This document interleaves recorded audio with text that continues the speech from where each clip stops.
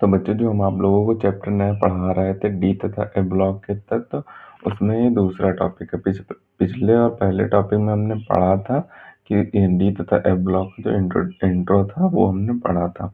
आज हम पहला टॉपिक देखने वाले हैं संक्रमण तत्व। संक्रमण तत्व क्या होता है, इनका सामान्य इलेक्ट्रॉनिक विन्यास करके दिखाइए। यानी संक्रमण तत्वों का इलेक्ट्रॉनिक विन्यास कैसे होता है वो करके दिखाना है, ठीक। और ये क्या होते हैं इसके बारे में बताना है। इसकी परिभाषा भी देखेंगे और इनका इलेक्ट्रॉनिक विन्यास भी हम आप लोगों को करा देंगे। ये क्वेश्चन आपके एग्जाम में 2 से 3 नंबर का, 4 नंबर का भी कभी कभी पूछ दिया जाता है। 4 नंबर का पूछेगा तो कुछ तत्व आपको दिए होंगे जिनका आपको इलेक्ट्रॉनिक विन्यास करना होगा, ठीक। तो सबसे पहले जान लेते हैं कि संक्रमण तत्व होते क्या हैं। तो इसमें आपको लिखना होगा कि ऐसे तत्व जिनका इलेक्ट्रॉनिक विन्यास करने पर अंतिम इलेक्ट्रॉन बाह्य कोश के डी कक्षक में भरते हैं, उन्हें डी ब्लॉक के तत्व कहते हैं। कहने का तात्पर्य यहाँ पे ये है कि ऐसे तत्व जिनका इलेक्ट्रॉनिक विन्यास करने पर, इलेक्ट्रॉनिक विन्यास कैसे करते हैं वो हम आपको भी बता देंगे। तो इलेक्ट्रॉनिक विन्यास करने पर उन जो अंतिम इलेक्ट्रॉन होता है, यानी कि जो अंतिम इलेक्ट्रॉन होता है वो बाह्य कोश के डी कक्षक में भरा जाता है। यानी कि जो बाह्य कोश होता है उसके डी कक्षक में बढ़ते हैं, उन्हें डी ब्लॉक के तत्व कहते हैं, ठीक। उन्हें ही डी ब्लॉक के तत्व कहते हैं। आगे आपको लिखना होगा कि डी ब्लॉक के तत्व एस तथा पी ब्लॉक के बीच में स्थित होते हैं, इसी कारण डी ब्लॉक के तत्व को संक्रमण तत्व भी कहा जाता है। कहने का तात्पर्य यहाँ पे यह है कि जो डी ब्लॉक के तत्व होते हैं वो जो एस ब्लॉक होता है, जो आपका पहला ब्लॉक होता है वो एस ब्लॉक होता है, उसके बीच में जो आपका दूसरा ब्लॉक होता है वो डी ब्लॉक होता है, उसके बाद जो आपका ब्लॉक होता है वो पी ब्लॉक होता है। जो डी ब्लॉक होता है आपका वो एस तथा पी ब्लॉक के बीच में स्थित होता है। तो बीच में स्थित होता है, इसी कारण इसे डी ब्लॉक के तत्व को संक्रमण तत्व भी कहा जाता है। अब संक्रमण तत्व का इलेक्ट्रॉनिक विन्यास कैसे करेंगे वो देख लेते हैं। तो संक्रमण तत्व जो होते हैं इनका इलेक्ट्रॉनिक विन्यास कैसे करते हैं वो देख लेते हैं। संक्रमण तत्व का इलेक्ट्रॉनिक विन्यास n-1 D1 से 10, यानी डी जो हमारा डी उपकोष होगा इसमें 1 से 10 तक भरे जा सकते हैं। जो एस उपकोष होगा इसमें 1 से 2 ही भरे जा सकते हैं। तो इसी प्रकार से हमें करना है, यहाँ पे इलेक्ट्रॉनिक विन्यास करना है। तो हम देख लेते हैं यहाँ पे Sa का, Ti का और V का और यहाँ पे क्रोमियम का, मैग्नीशियम का, इनका सबका दिया हुआ है। इलेक्ट्रॉनिक विन्यास कैसे करते हैं वो देख लेते हैं। तो यहाँ पे जैसे 21 इसका जो परमाणु क्रमांक है वो 21 दिया हुआ है, तो इसमें हम कैसे करेंगे, यानी कि जो ये ऊपर वाली संख्या होगी इन्हें जोड़ने पर हमारा 21 आना चाहिए।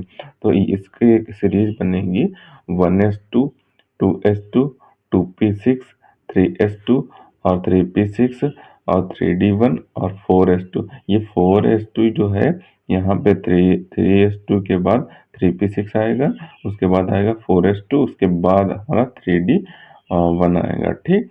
तो ये बाद में आता है, ये पहले आता है। ये आपका इस तरीके से लिख दिया गया है, ये इसी तरीके से हमारा लिखा जाता है, ठीक। तो ये हमारा Sc का जो वो है इलेक्ट्रॉनिक विन्यास वो हो जाएगा, ठीक। उसके बाद जो Ti है इसका इलेक्ट्रॉनिक विन्यास इसमें 22 दिए हुए हैं, तो यहाँ पे जो 3d1 है यहाँ पे 3d2 हो जाएगा, बाकी सब वही रहेगा। यहाँ पे संख्या बढ़ती जाएगी, यहाँ पे 2 हो गया, यहाँ पे 23 था तो यहाँ पे 3 हो गया और यहाँ पे 24 था। 24 वाले में थोड़ा फर्क रहता है।